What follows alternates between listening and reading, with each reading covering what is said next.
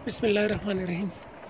मुझे Stefan Boltzmann law, जिस तरह मैंने आपको कहा कि ब्लेड बॉडी रेडिएशन के बारे में हमने जितनी भी बातें कही, उसके बाद उसी से रिलेटेड एक लॉ है जिसको कहते हैं स्टीफन बोल्ट्जमैन लॉ।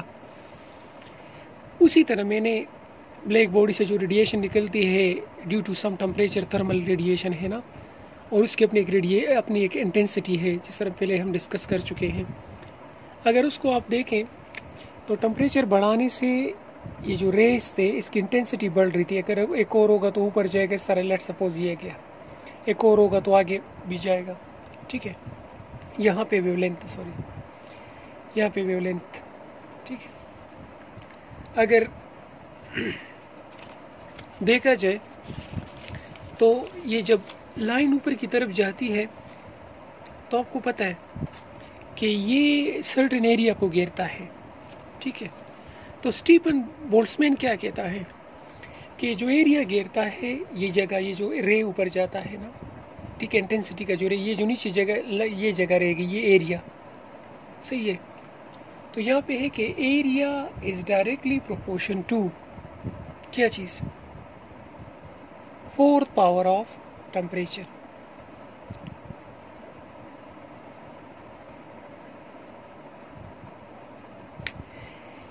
ठीक है, या हम कुछ इस तरह कह सकते हैं, असल में ये जो एरिया आपको नज़र आ रही है ये एनर्जी है।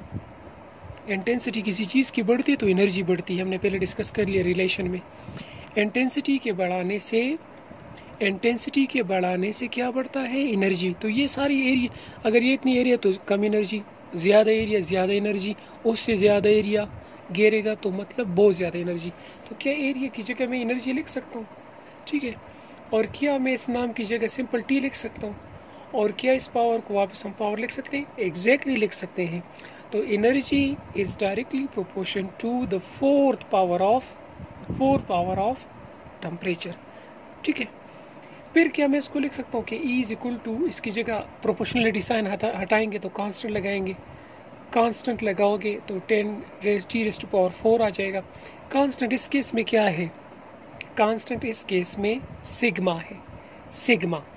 इन this case we will use the constant sigma and T⁻⁴। ठीक है, हमने इसको इस्तेमाल किया। आगे देखिए ज़रा,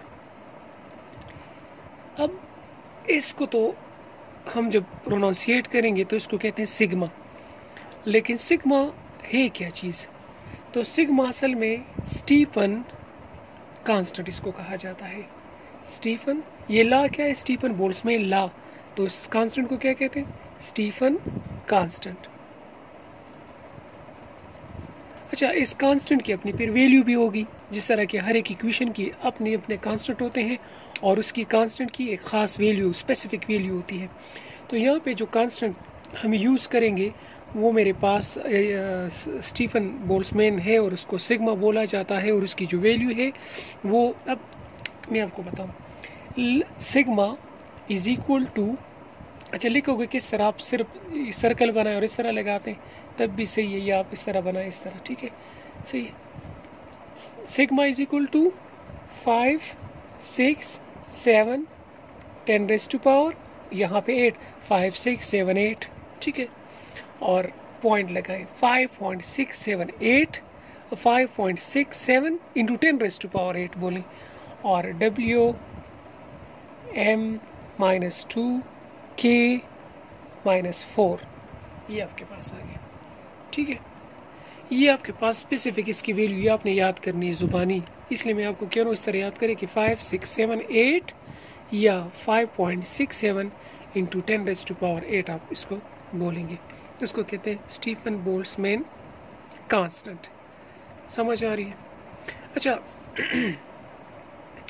इसके साथ साथ एक दो और छोटे लॉ को मज़ीद हम एक्सप्लेन करेंगे।